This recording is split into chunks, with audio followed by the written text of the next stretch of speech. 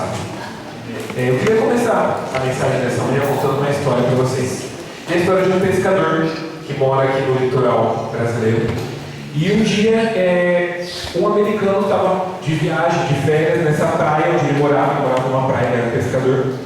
E aí um americano chegou nele e falou: como que é a sua rotina aqui?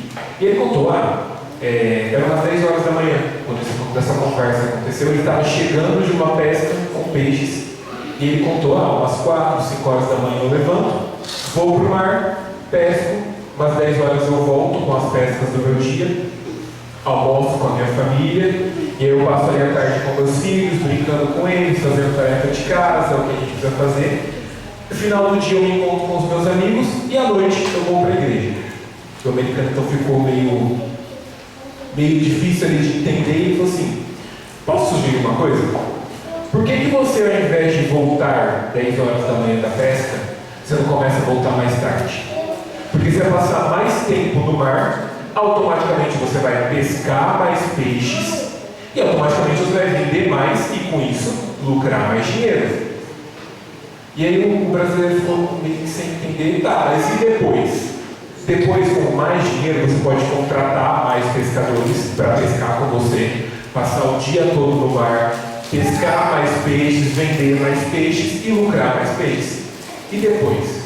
Aí depois você pode abrir uma empresa, abrir um CNPJ aqui, e com isso você vai contratar mais funcionários, você vai ter uma empresa, pessoas vão pescar para você, vão trazer mais peixes, você vai vender mais e você vai lucrar mais.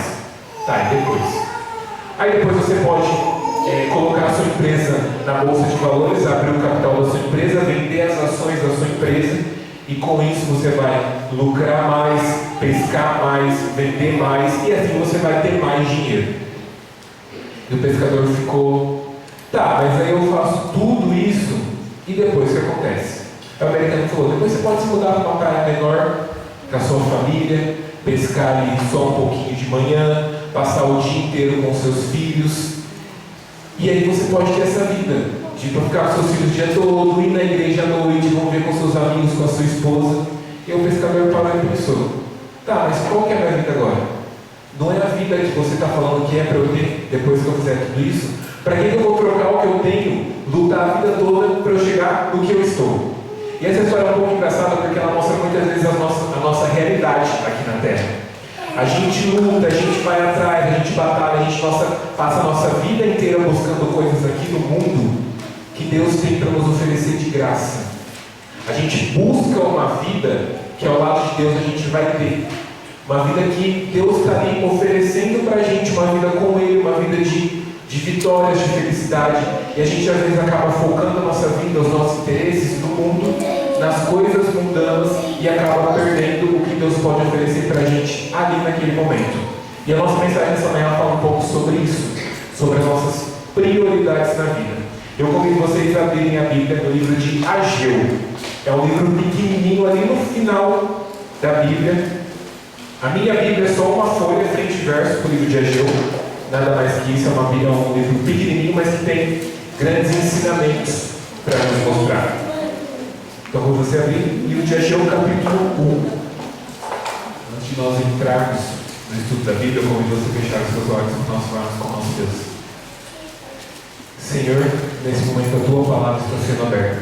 Que o Senhor possa também abrir a nossa mente, abrir o nosso coração, para que nós possamos entender a Tua mensagem, entender a Tua vontade e aplicar a nossa vida. Seja com cada um de nós agora, que tudo que for falado aqui não seja mais eu falando, mas que seja Ti. Isso que eu te peço em nome de Jesus. Amém. Ageu, então, capítulo 1. Algumas curiosidades, eu sempre gosto de quando estudar a Bíblia, entender o contexto em que aquele texto se encaixa ali naquela história. Então, algumas curiosidades, duas curiosidades sobre o livro de Ageu.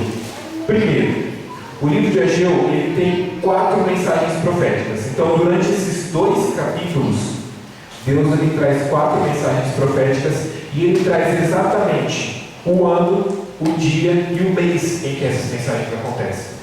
Muitos livros da Bíblia, a gente tem o quê? Que cavar, estudar, pegar comentários, tentar aprofundar um pouco para a gente entender qual é a mensagem de Deus naquele livro. Mas Ageu não. Ageu ele é bem diferente porque ele traz de forma clara as mensagens proféticas e o ano, o mês e o dia em que elas acontecem. Então, é só falar o horário. Mas todas as outras informações sobre essas mensagens a gente tem diretamente no livro de Ageu. Segunda curiosidade. O livro de Ageu ele cita durante 25 vezes que a mensagem veio do Senhor. Ou seja, nesses 2 capítulos, durante 25 vezes, a gente vê Ageu falando. E disse o Senhor, Deus disse, mandou dizer o Senhor, a mensagem veio do Senhor. Ou seja, fica bem claro que o livro de Ageu era um recado de Deus para aquele povo. Assim como o livro de Ageu é hoje um recado de Deus para cada um de nós. Então o livro de Ageu ele é bem completo nesse sentido, nas mensagens que ele traz e na forma clara dele de definir que as mensagens vêm exatamente de Deus. E algumas curiosidades também sobre o contexto em que o livro de Ageu foi escrito. No ano de 586 a.C., Nabucodonosor destrói Jerusalém. Então todo o povo de Jerusalém é levado como cativo. Toda aquela história de Daniel sendo levado com Sadraque, Mesaque e Abednego, e todo esse contexto que acontece vem nessa época, quando Nabucodonosor destrói Jerusalém no ano de 586, e aí ocorre todo aquele exílio babilônico, toda aquela época do exílio babilônico. E aí então no ano de 538, também antes de Cristo, é dada uma autorização através do rei Ciro para algumas pessoas retornarem para essa terra para poder reconstruir o templo, primeiramente reconstruir o templo de Deus e reconstruir também a cidade. Então é tirado algumas pessoas aí do exílio babilônico, levadas de volta para Jerusalém para poder reconstruir a cidade ali, mas principalmente fazer a reconstrução do templo. A gente não vai ler, mas depois você procurar em Esdras, capítulo 2, a gente vai perceber que por volta de 50 mil pessoas fizeram esse trajeto. Então cerca de 50 mil pessoas saíram e voltaram para essa terra para poder reconstruir a cidade e reconstruir o templo. Foram por volta de 42 mil pessoas, 7 mil servos e servas dessas pessoas e 200 cantores. Então mais ou menos 50 mil pessoas foram levadas de volta para reconstruir o templo e reconstruir a cidade. E Esdras também vem falando no livro de Esdras que quando essas pessoas chegaram de volta, eles tiveram muita dificuldade para reconstruir ali o templo. Conforme eles saíram, quando aconteceu toda aquela destruição, algumas pessoas começaram a morar ali naquela terra, a situar aquela terra, né? E aí quando eles retornam, essas pessoas se sentem o quê? Se sentem ameaçadas de perder o lugar que eles moravam, e eles começam então a dificultar a reconstrução do templo, dificultar a reconstrução da cidade, a ponto deles pagarem pessoas para se infiltrar no meio da reconstrução e tentar destruir todo esse plano de reconstruir a cidade. Então as pessoas que moravam ali naquela época tentavam então destruir a reconstrução da cidade e destruir a reconstrução do templo, a ponto também de eles chegarem até o rei da Pérsia e falar, aquele pessoal está voltando para cá, está voltando para reconstruir, mas a intenção deles não é reconstruir, eles estão armando um motim para tirar o seu reinado, para você ser destruído. E aí então o rei, ele pega todo o histórico do povo de Israel, que já não é dos melhores, já é um histórico difícil, um histórico complicado, e ele faz o que então? Ele manda parar de toda a reconstrução. Enfim, foi uma reconstrução muito difícil, uma reconstrução muito complicada de acontecer.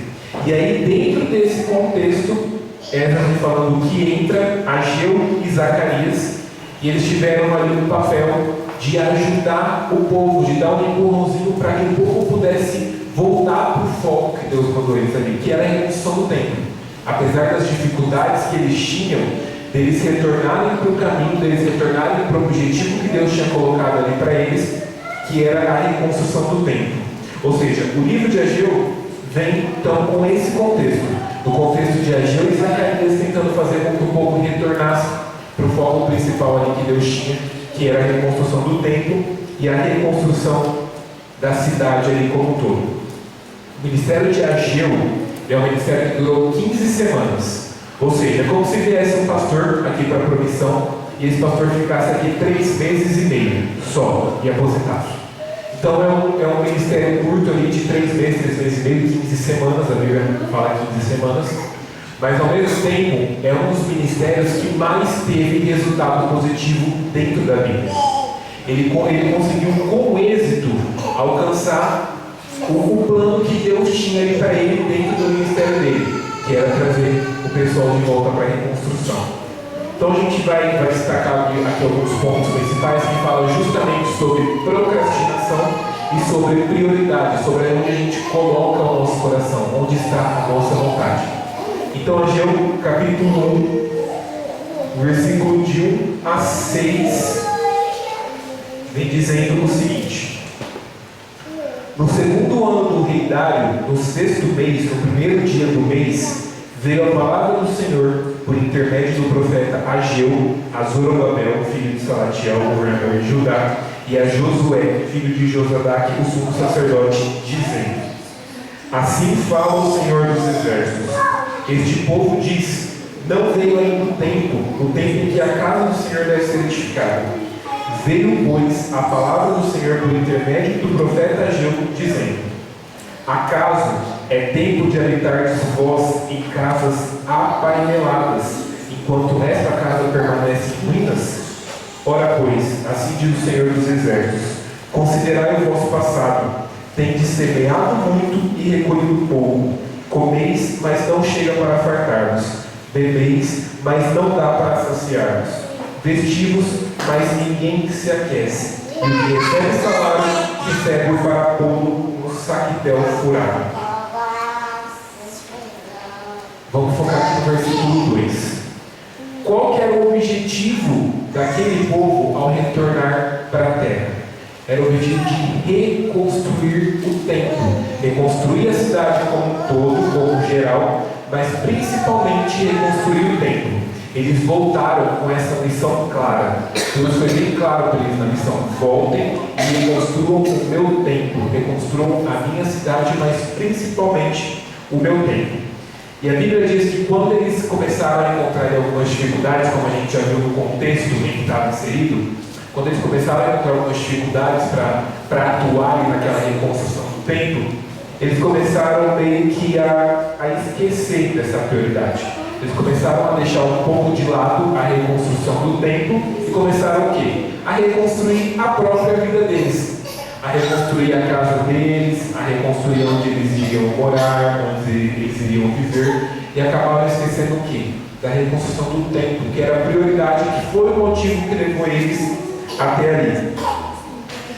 O povo de Israel, na primeira dificuldade que eles tiveram, e alguns nem tiveram dificuldade assim, mas a primeira dificuldade que eles tiveram ali, eles acabaram deixando a prioridade deles de lado e acabou focando mais um pouco na vida que eles tinham, né? E eles falavam: não, calma, não chegou ainda a hora da reconstrução.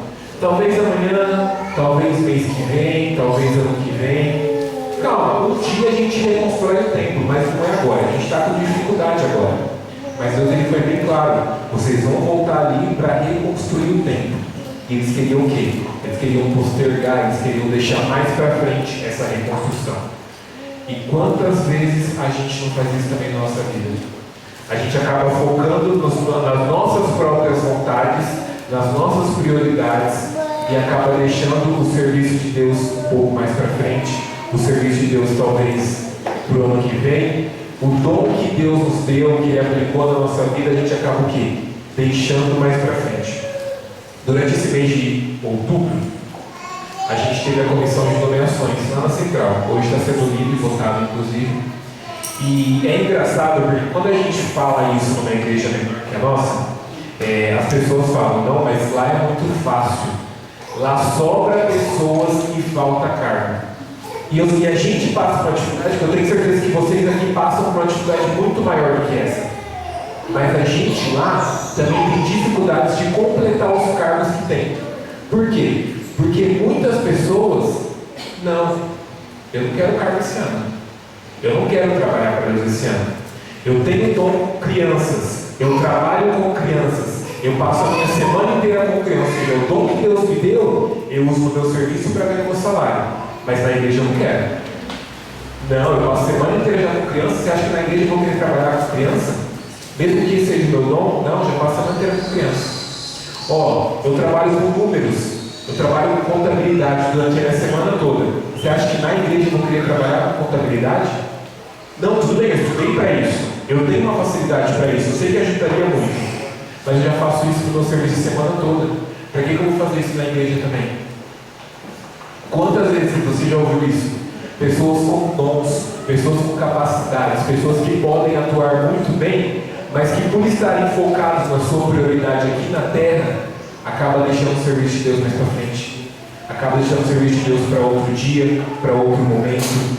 Eu falava muito que o meu sonho era ter um ano sabático na igreja. Ter um ano que eu não queria fazer nada, não queria ter nenhum cargo, ir para a igreja só para sentar e assistir. Mas hoje eu sei que se eu tivesse isso, eu acabaria me afastando de Deus e não estaria tão próximo dele como eu busco estar a cada dia. Não como eu estou, mas como eu busco estar a cada dia. E a gente acaba fazendo isso na nossa vida.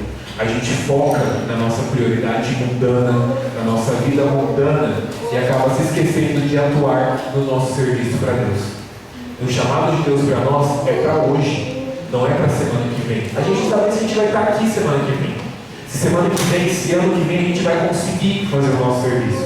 O chamado de Deus é para hoje, é para atuar no trabalho dele, usando os dons que ele nos deu, para atuar no serviço dele hoje.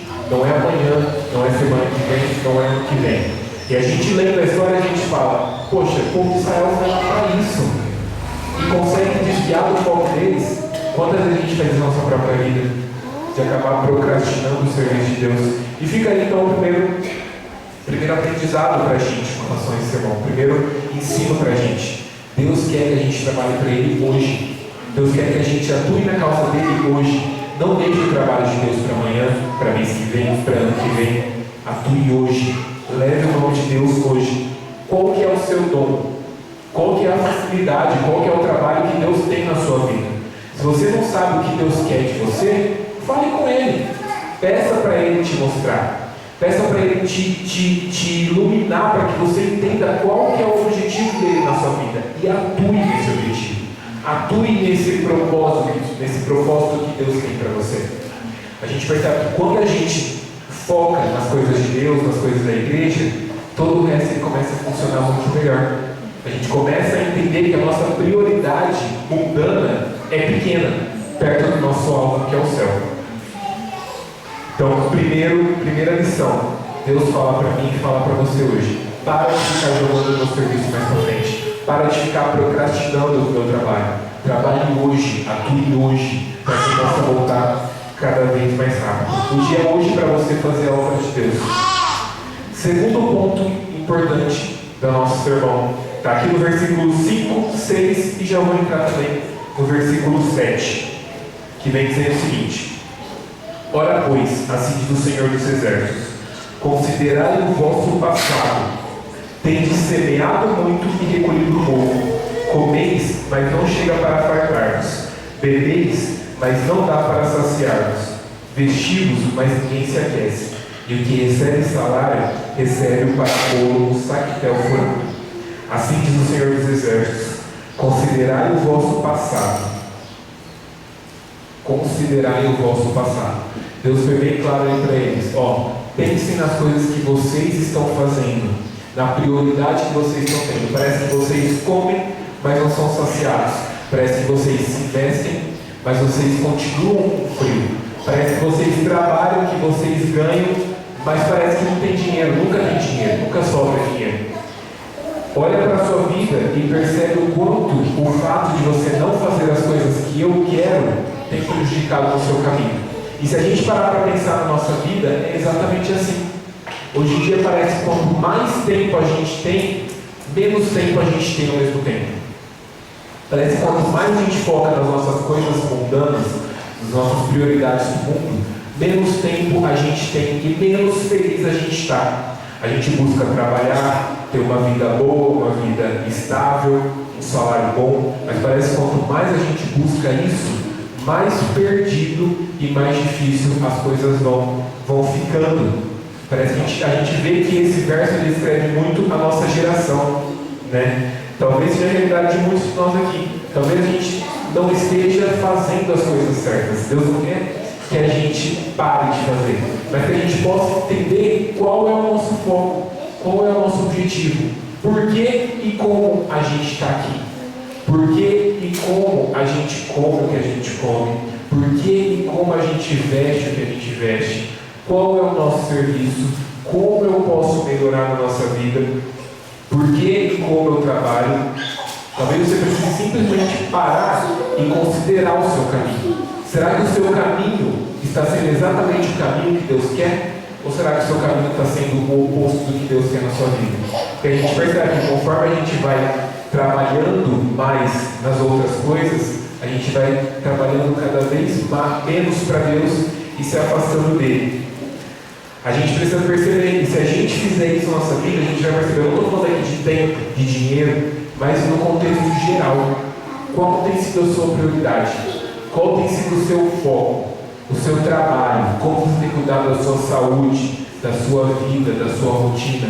Será que tudo tem caminhado para a prioridade que Deus quer que você trabalhe? Ou será que tudo tem atingido ali um certo foco meio torto?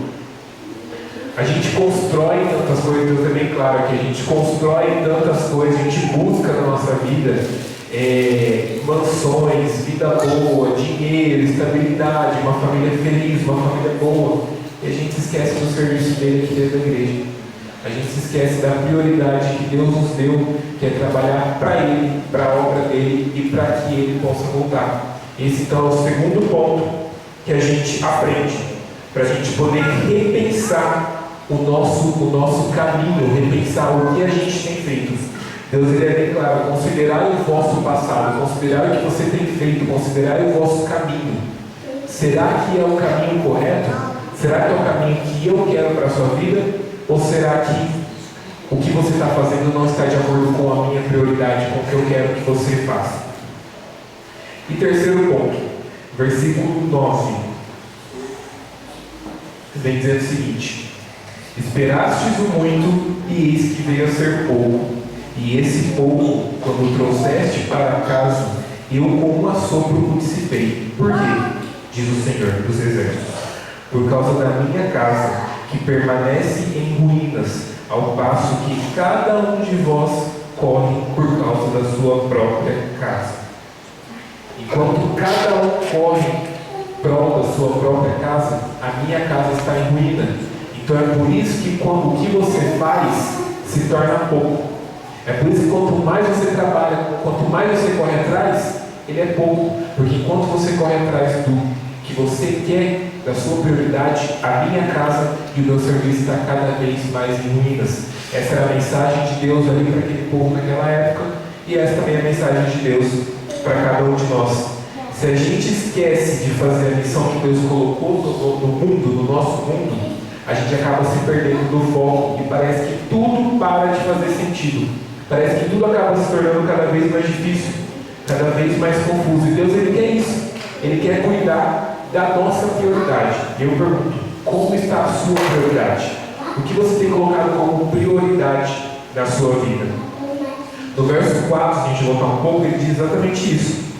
Vocês vivem em casas luxuosas, casas apaineladas, enquanto a minha casa continua em ruínas. Como andam as suas prioridades? Tem uma história bastante conhecida, que inclusive foi da meditação dos adultos, acho que semana passada, se eu não me engano. É a história de um professor de faculdade, que ele chega na sala com uma taça de cristal para fazer um experimento com seus alunos.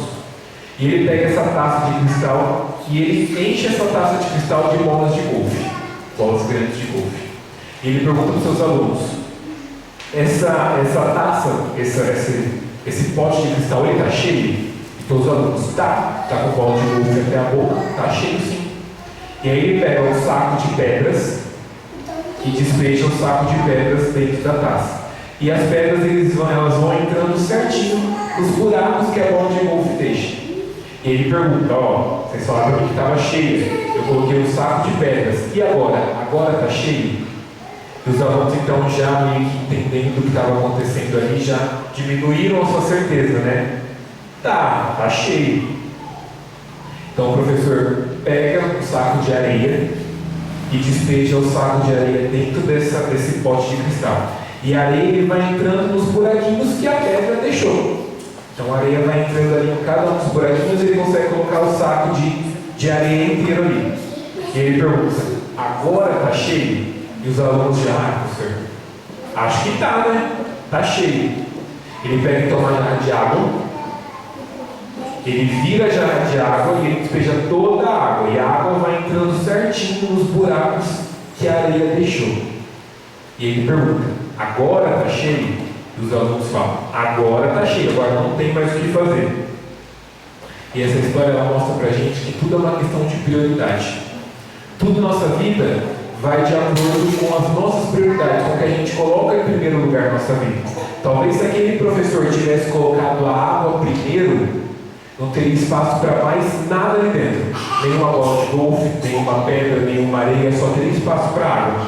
Mas a forma que ele colocou fez com que tudo coubesse ali. E na nossa vida acontece exatamente a mesma coisa. Quando a gente coloca Deus como nossa prioridade, como nosso foco principal, todas as outras áreas da nossa vida se encaixam perfeitamente na nossa vida. A gente consegue dar conta de tudo. Quanto mais tempo a gente passa com Deus, quanto mais tempo a gente tem com Deus, mais a gente consegue aproveitar o pouco tempo que nos resta com as outras coisas. E parece que tudo vai encaixando perfeitamente correto. Parece que quando a gente não coloca Deus como foco, como prioridade, a gente não consegue mais colocar mais nada no nosso tempo, né? O nosso pouco tempo sem Deus, mas tendo Deus como prioridade, ele tem muito mais utilidade do que uma vida inteira sem Deus como prioridade. Ele tem muito mais utilidade do que a gente colocar outras coisas primeiro, para depois a gente colocar Deus. Deus é como se ele fosse a bola de golfe. Se eu tivesse colocado ali a água, que talvez seja o meu serviço, a areia, que talvez seja os meus estudos, alguma coisa que eu quero, meu dinheiro, e eu viesse com a bola de golfe, que seria Deus, para colocar por último, a gente não ia conseguir colocar. Se a gente colocasse uma ali, ia ser muito. Mas quando a gente vem com a bola de golfe primeiro, ou seja, quando a gente vem com Deus primeiro na nossa vida, e coloca Deus como prioridade, todas as outras coisas vão se encaixando, e a gente consegue dar conta de tudo como um todo. É fácil? Não é fácil. Não é porque você colocou Deus como prioridade que a sua vida vai fluir da melhor maneira possível. Porque a gente sabe que o inimigo também é bom. Mas Deus como prioridade, a gente consegue resolver todas as nossas outras coisas. A gente consegue fazer com que as outras coisas também fluam, independente das dificuldades que possam aparecer no nosso caminho.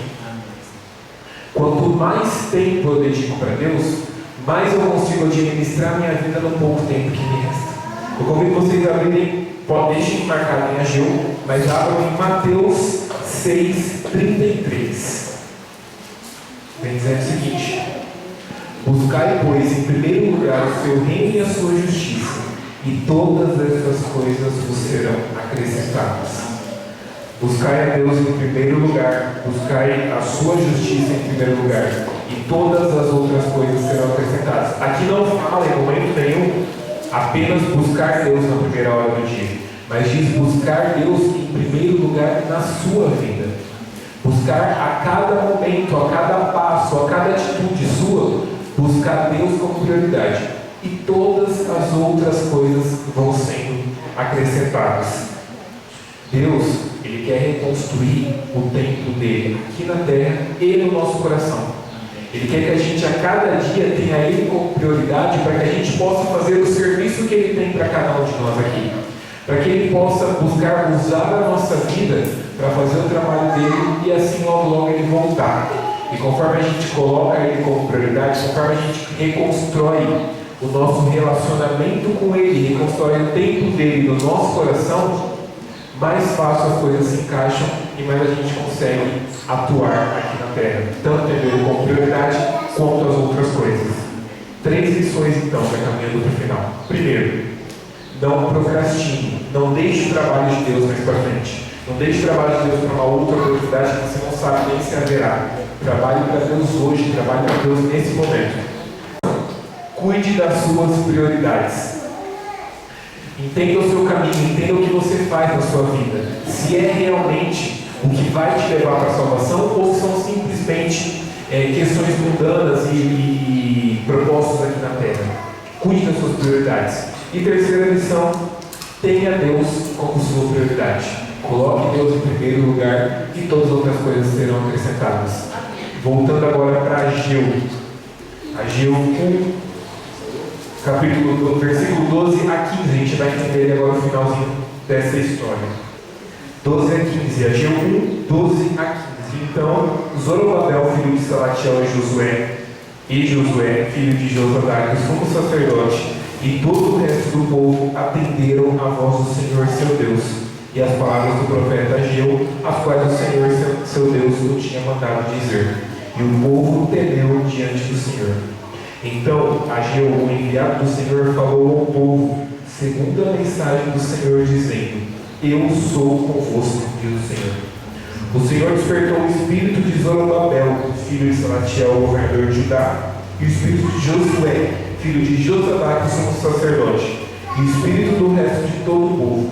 Eles vieram e se puseram ao trabalho na casa do Senhor dos Exércitos, seu Deus, ao 24º dia do 6º mês.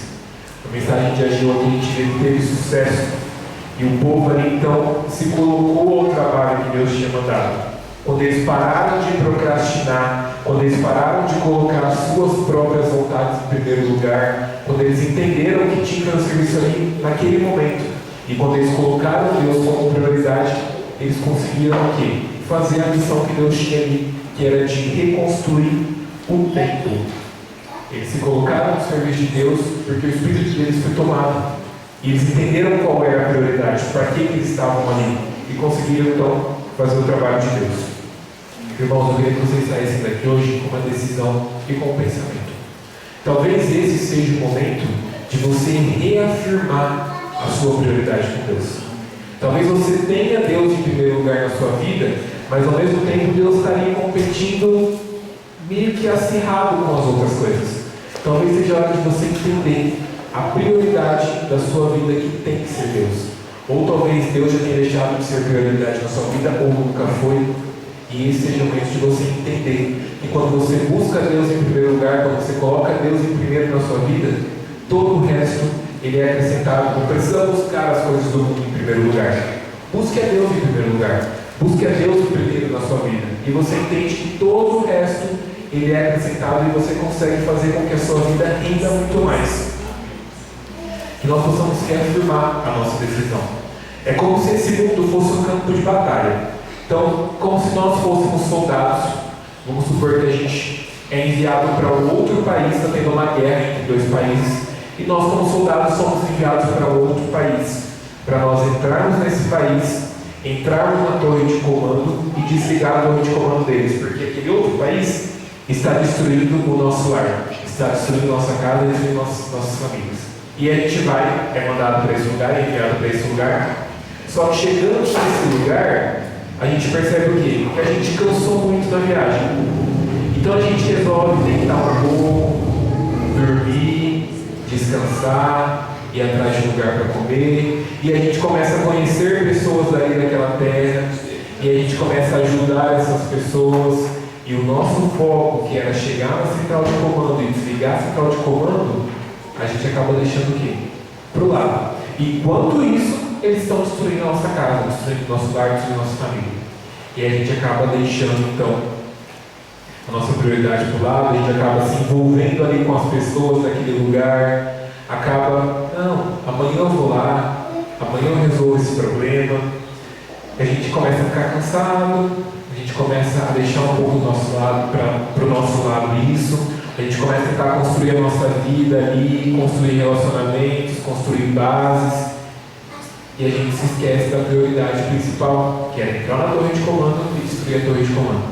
E que a nossa vida é exatamente assim. Enquanto a gente está construindo a nossa vida aqui na Terra, se preocupando com a nossa prioridade aqui na Terra, Satanás está nos destruindo e destruindo a nossa família. Se a gente não acessar a nossa torre de comando e destruir isso, se a gente não colocar Deus como a nossa prioridade, como o foco da nossa vida, Satanás vai cada vez mais destruindo a nossa vida, a nossa família, a nossa casa e a nossa salvação. Então que a gente possa sair hoje aqui com esse pensamento de colocar a Deus como prioridade, de colocar Deus em primeiro lugar na nossa vida e fazer o serviço dele hoje. Que a gente possa entender que o trabalho dele tem que ser feito hoje. Esse é o meu desejo e essa é a minha oração. Bem, para ouvir, nós vamos cantar, para encerrarmos o culto, nós vamos cantar o hino de número 314, Se Ele Não For o Primeiro.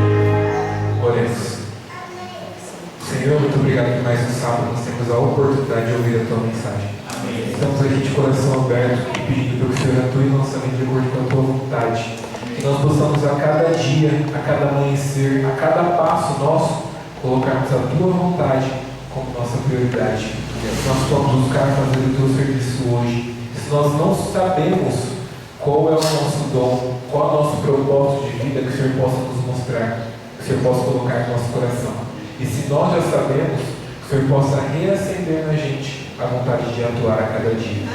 Perdoe os nossos pecados, esteja com cada um de nós neste momento, neste sábado, que o Senhor possa usar um sábado abençoado, um sábado tranquilo, um sábado na tua companhia. Isso é o que eu te peço em nome de Jesus. Amém. Amém.